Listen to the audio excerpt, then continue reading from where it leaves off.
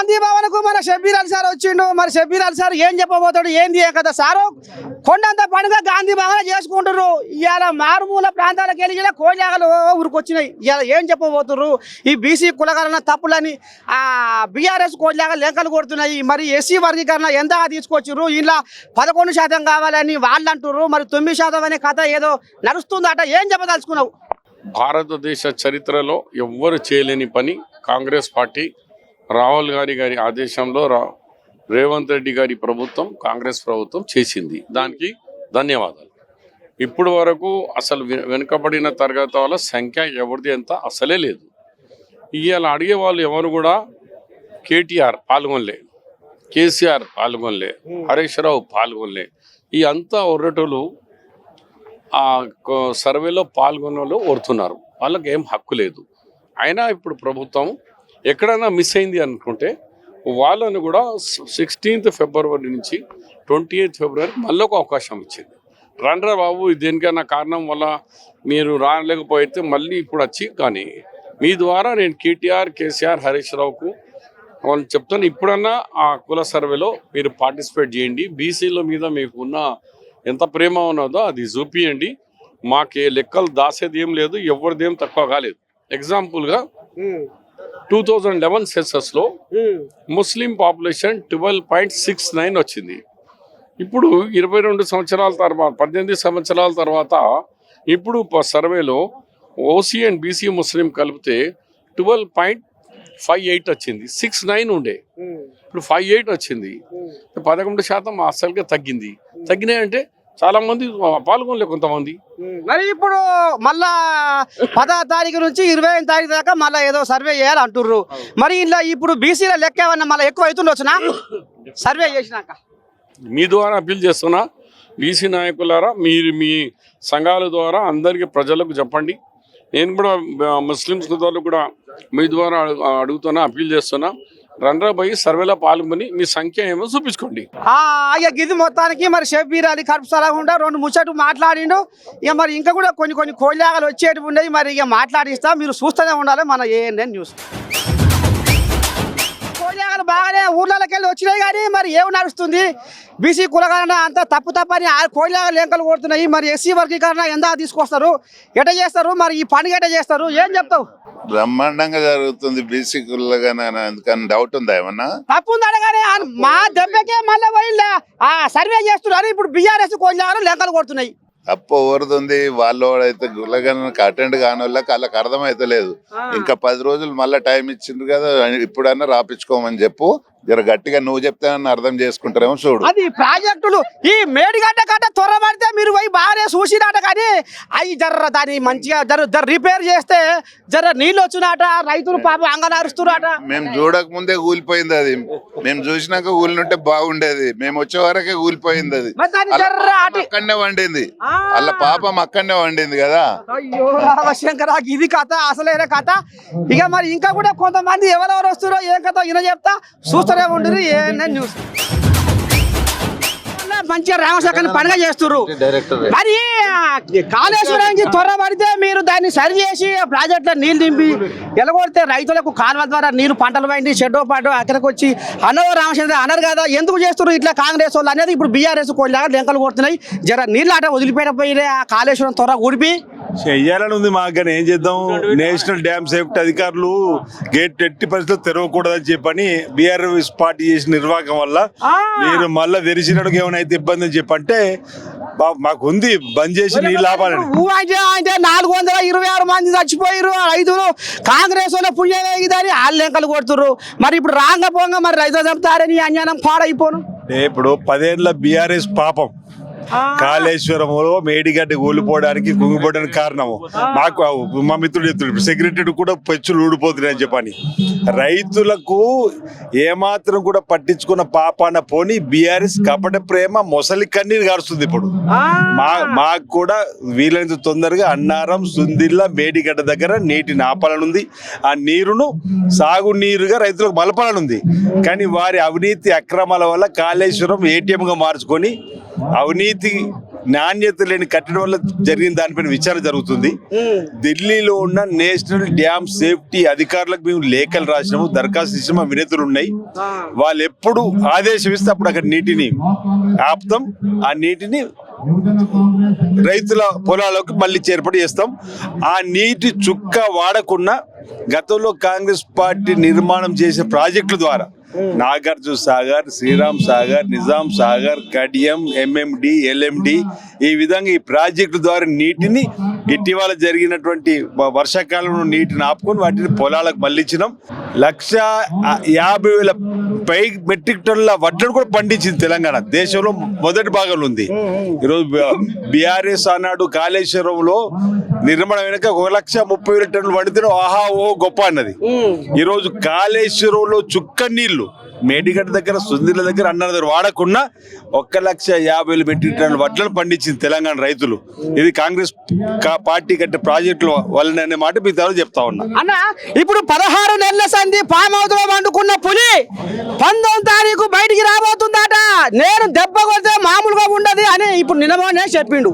మరి 16 నెలలు farm house లో వండుకున్న పులి బయటకు వస్తే 19వ తారీఖు నాడు తెలంగాణ, అది మన తెలంగాణ భవన్ అడుగు పెడితే మరి తట్టుకుంటారా మీరు? ఎందుకంటే తీర సర్పంచుల ఎలక్షన్ ముందనే పులి బయటకు వస్తుంది.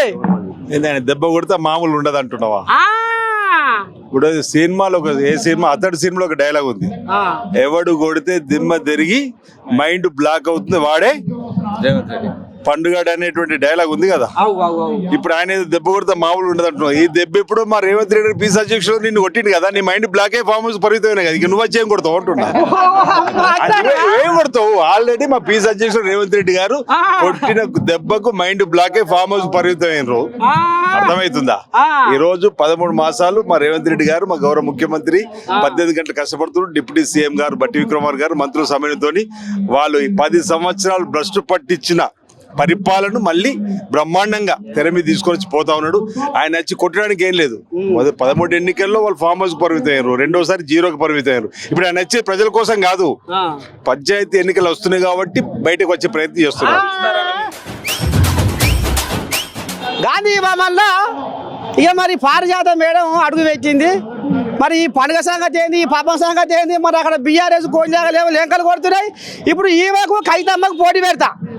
ఇప్పుడు కైతమ్మ ఏమంటుంది అంటే బీసీ రిజర్వేషన్లు 42% ఇచ్చి తీరాలి, మళ్ళా అది 3 తీర్ల పెట్టాలి బిల్లు. ఉత్తగానే బుర్ర ఆడంగిడంగా రాసి కేంద్రానికి పంపొద్దు నివేదిక. ఏం పంపాలంటే 46% విద్యారంగంలో, 46% ఉద్యోగ రంగంలో, 42% బీసీ రిజర్వేషన్లు అన్నమాట నిలబెట్టుకోవాలి. ఏదైతే కామారెడ్డిలో అన్నారో అది నిలబెట్టుకోవాలి అని వస్తుంది కైతమ్మ. ఏం చెప్తావు నాకు?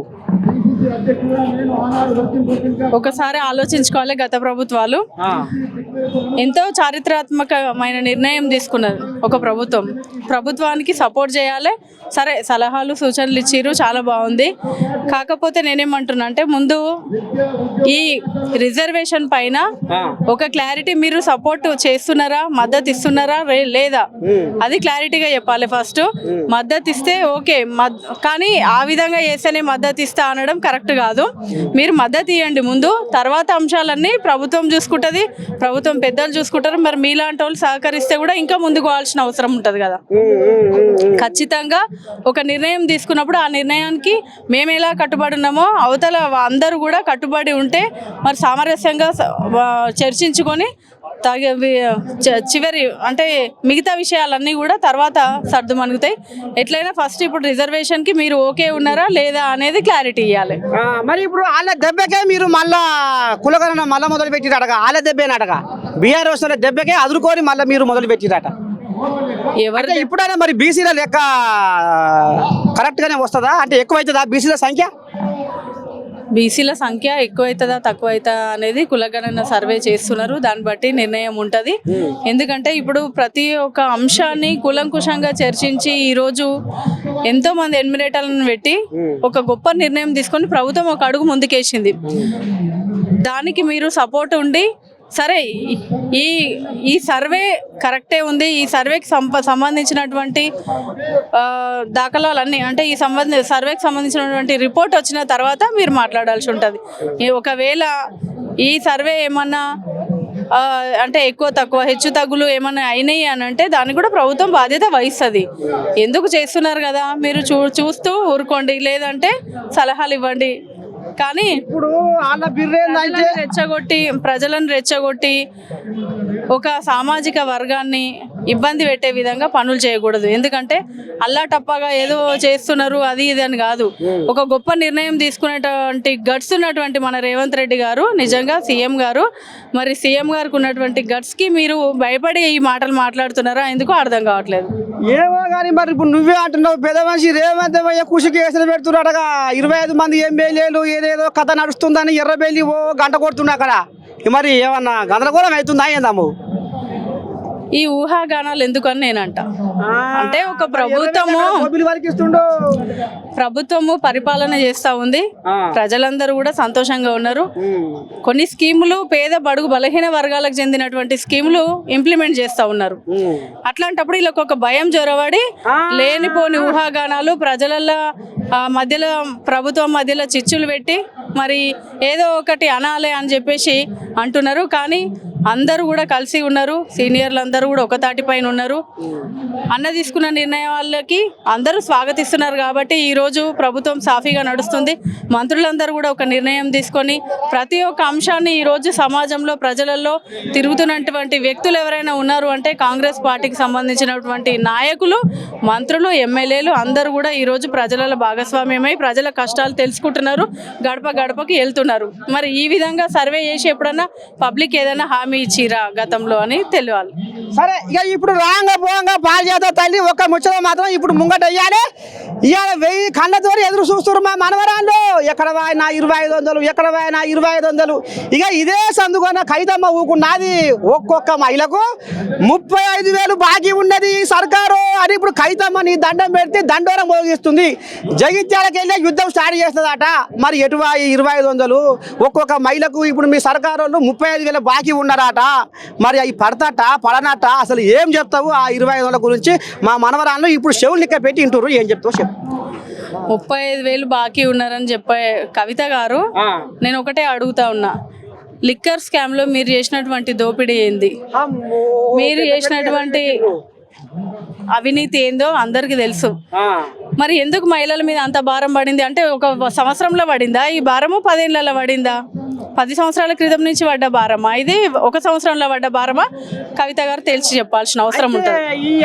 ఈ పదాన్ని మీరు పగ్గాలు చేపట్టిన కాడికి వెళ్ళి ఒక్కొక్కరికి నెలకు 2500 ఇస్తారన్న పైకి ఇప్పుడు 35,000 ఆమె లెక్క కడుతుంది. ఇప్పుడు అది మార్చి 8 తారీఖు నాడు అంతర్జాతీయ మహిళా దినోత్సవం నాడు కుండ బద్దలు కొట్టి మొత్తం ఉద్యమం స్టార్ట్ చేస్తాను ఆడబిడ్డలతోనే ఆమె లెక్కలు కొడుతుంది. ఆడబిడ్డలందరూ కూడా ఆలోచిస్తూ ఉన్నారు. ఆడబిడ్డలకు సంబంధించినటువంటి మహిళా సంఘాల ప్రతినిధులు అందరూ కూడా ప్రతి మహిళని ఒక లక్షాధికారి చేయాల్సిన అవసరం ఉందని ఈరోజు క్యాంటీన్లు కానివ్వండి, మహిళా క్యాంటీన్లు కానివ్వండి, బొటిక్స్ కానివ్వండి, వాళ్ళు బిజినెస్ చేసుకుంటా అంటే ప్రతి ఒక్క మహిళకి సంబంధించినటువంటి గ్రూపుల ద్వారా ఎంతోమందికి చేయూతనిచ్చి కొన్ని లక్షల వరకు ఈరోజు లోన్లు ఇప్పించి సంఘాల ద్వారా చిన్న పరిశ్రమలు పెట్టేయడం జరుగుతుంది. మరి అలాగే ప్రతి మహిళను కూడా ఒక ఉన్నత స్థానంలో చూడాల్సిన అవసరం ఉందని చెప్పేసి మన రాష్ట్ర ప్రభుత్వం చేస్తున్నటువంటి ఈ నిర్ణయాలు మహిళలు ప్రతి ఒక్కరు కూడా హర్షిస్తూ ఉన్నారు. ఈరోజు మహిళా క్యాంటీన్లు తెరిపించి ప్రతి ఏరియాలో మహిళా క్యాంటీన్లు పెట్టి మహిళలందరూ లబ్ధి పొందుతూ ఉన్నారు. మరి ఇదంతా మీకు కనిపిస్తలేదా? వాళ్ళకు బాకీ ఉన్నారని మీరు అంటున్నారు, చేస్తారు అంటున్నారు ఉద్యమము, ఓకే. కానీ మహిళలను కూడా ఒకసారి విచారించండి, మాట్లాడండి వాళ్ళతో. వాళ్ళు హ్యాపీగా ఉన్నారా లేరా? ఈ మన ప్రభుత్వం వచ్చినప్పటి సంది ఎన్ని డ్వాక్రా సంఘాలకి లోన్లు ఇస్తున్నారు, ఎన్ని డ్వాక్రా సంఘాలు బయటకు వచ్చి ఈరోజు ఉపాధి చేసుకుంటున్నారు, అదంతా మనం చూడాల్సిన అవసరం ఉంది. గతంలో వైఎస్ రాజశేఖర రెడ్డి గారు ఉన్నప్పుడు అభయహస్తం కింద కట్టిన డబ్బులు 10 సంవత్సరాల నుంచి ఎంతో మంది మహిళలు ఎదురు చూసినారు. చాలా మంది అభయహస్తం కింద డబ్బులు కట్టి అభయహస్తం చెక్కుల సేయని ఎదురు చూసినారు. అది ఇప్పటి వరకు ఇంప్లిమెంట్ చేయలే. మన గవర్నమెంట్ వచ్చిన తర్వాత సీఎం గారు తీసుకున్నటువంటి చారిత్రక నిర్ణయం అభయహస్తము ఎవరికైతే ఉన్నాయో, ఎవరి పేరు మీద ఎవరికి రావాలనేది కూడా లెక్కలు తీస్తున్నాడు. అవన్నీ కూడా మహిళలకు చెందేటట్టు చేసే బాధ్యత సీఎం గారు తీసుకున్నందుకు చాలా గర్విస్తున్నాను నేను ఒక మహిళగా. ఇక చూసి మొత్తానికి అయితే ఇక భార్య తల్లికి ఈ రకంగా ఆంబయం వెళ్ళబోసుకుంది గాంధీ భవన్లో. ఇక మరి ఇంకా కూడా కొంతమంది వస్తున్నారు. మరి వాళ్ళ కడుపులలో కూడా ఏం ఆయాసం ఉంది, ఏం ఆంబయం ఉందో ఎల్లగాకిస్తా. చూస్తూనే ఉండరు. మన నేను కెమెరామెన్ శివతో మీ నర్సయ్య తాత, గాంధీ భవన్ గడ్డ, తల్లి ఉంట శరార్థి.